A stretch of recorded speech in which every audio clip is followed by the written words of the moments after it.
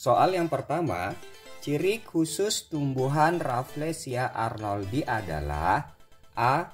Memiliki mahkota besar dan harum, B. Memiliki batang merambat, C. Mengeluarkan nektar, D. Mengeluarkan bau busuk. Oke, adik-adik, Rafflesia arnoldi itu sering dikenal dengan bunga bangkai. Nah, ya, seperti namanya bunga bangkai berarti dia memiliki mahkota yang besar, tetapi bunga Rafflesia tidak mengeluarkan aroma yang harum, melainkan mengeluarkan aroma bau busuk. Jadi, untuk soal ini sudah pasti jawabannya adalah yang D. Nah, Rafflesia arnoldi ini sifatnya parasit, jadi tidak bisa membuat makanan sendiri. Artinya dia membutuhkan tumbuhan lain untuk bertahan hidup. Oke, kita ke soal berikutnya. Untuk soal kedua, berdasarkan ciri khusus tumbuhan, anggrek termasuk ke dalam tumbuhan apa? A. Xerophyt, B. Hygrofit, C. Hydrophyt, D. Epiphyt. Nah, tentu adik-adik, untuk tahu anggrek ini nanti termasuk ke dalam tumbuhan yang mana, kalian harus tahu dulu nih arti dari masing-masing pilihannya ya. Kalau Xerophyt, nah Xerophyt berarti tumbuhan yang hidup di tempat yang kering ya. Jadi kalau Xerophyt ini hidupnya di tempat yang kering seperti di gurun. Nah, kalau Hygrofit ini berarti tumbuhan yang hidupnya di tempat yang lembab. Nah, ini ya tempatnya lembab. Tidak terlalu banyak airnya, tetapi tidak kering, itu lembab. Sedangkan kalau yang C, Hydrophyt, berarti tumbuhannya hidupnya di daerah yang mengandung banyak air ya. Jadi hidupnya di air. Sedangkan kalau Epiphyt itu hidupnya menempel pada tumbuhan lain. Oke. Bapak yakin kalian sudah tahu nih. Kalau sudah tahu artinya ini sudah bisa menebak jawabannya. Sudah pernah melihat pohon anggrek? Iya, anggrek itu hidupnya menempel pada tumbuhan lain, tetapi dia tidak mengambil makanan dari tumbuhan tersebut. Artinya, anggrek termasuk ke dalam tumbuhan epiphyt. Berarti jawabannya yang D. Xerophyt itu hidupnya di tempat yang kering, contohnya kayak kaktus. Hygrofit di tempat yang lembab, misalkan kayak lumut. Kemudian Hydrophyt, ya Hydrophyt hidup tempat air, misalkan kayak eceng gondok. Nah, kalau Epiphyt, salah satu contohnya adalah bunga anggrek. Oke, kita ke soal berikutnya ya. Untuk soal nomor 3, ciri khusus tumbuhan kantong semar adalah... Oke adik-adik, kalian tahu ya kantong semar itu adalah salah satu tumbuhan pemakan serangga atau insektivora. Nah, karena dia memakan serangga, otomatis kantong semar itu memerlukan sesuatu yang bisa menarik agar serangga bisa mendekati si kantong semar ya. Jadi apakah pilihannya yang A, memiliki batang berduri, B, memiliki daun lebar, C, mengeluarkan nektar, atau yang D, mengeluarkan bau busuk? Oke, kira-kira yang bisa menarik serangga untuk datang ke kantong semar itu yang mana?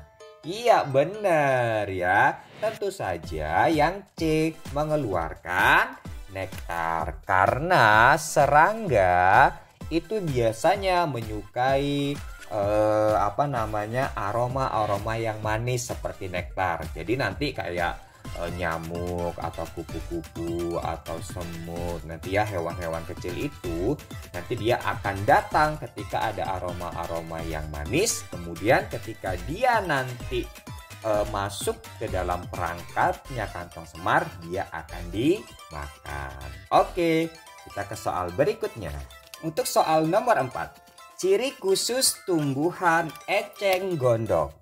Tahu ya tumbuhan eceng gondok? Eceng gondok itu adalah salah satu contoh tumbuhan hidrofit ya, yang hidupnya di air.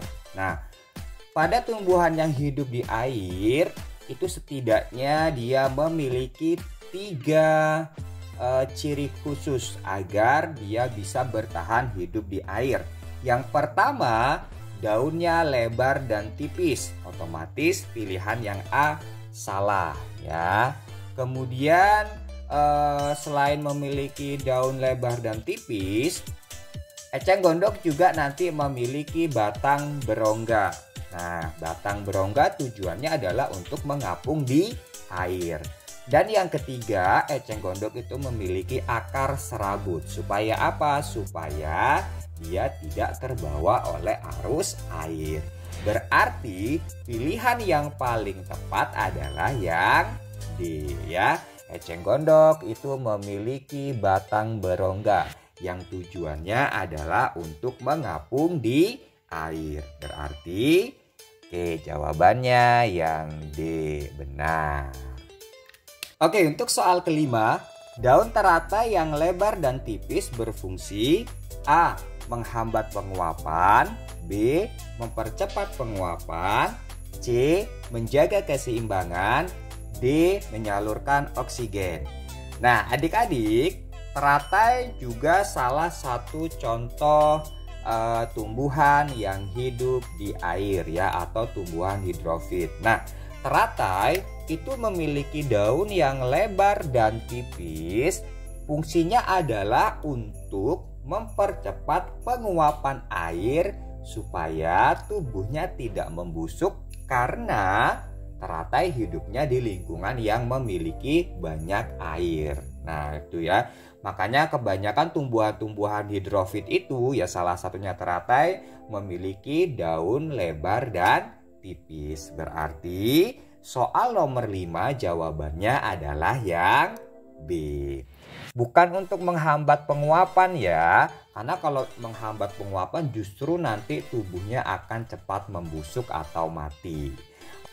Soal yang keenam, tanaman kaktus memiliki daun berupa duri yang berfungsi untuk A. membantu fotosintesis, B. membantu penguapan, C. mengurangi penguapan, D. melindungi tubuh. Oke adik-adik, kaktus adalah salah satu contoh tumbuhan xerophyt atau tumbuhan yang hidup di tempat yang kering.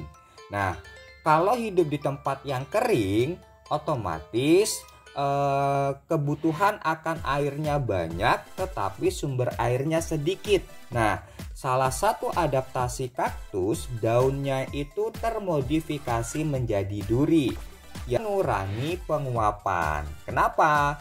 Karena kalau penguapannya sedikit, otomatis air yang dibutuhkan untuk hidup juga sedikit. Makanya daun pada kaktus itu berubah menjadi duri ya, atau termodifikasi menjadi duri. Bukan untuk membantu fotosintesis ya. Jadi tanaman kaktus itu berfotosintesis tetapi bukan pada daunnya ya. Fotosintesis kaktus itu terjadi di kulit batangnya yang berwarna hijau. Berarti jawaban untuk soal nomor 6 adalah yang C, untuk mengurangi penguapan. Oke adik-adik ya, untuk video kali ini tentang ciri khusus tumbuhan mungkin bisa cukup membantu ya. Jika nanti ada pertanyaan atau ada materi lain yang kalian usulkan, silahkan bisa komen di kolom komentar. Terima kasih, sampai berjumpa di video selanjutnya. See you, bye-bye.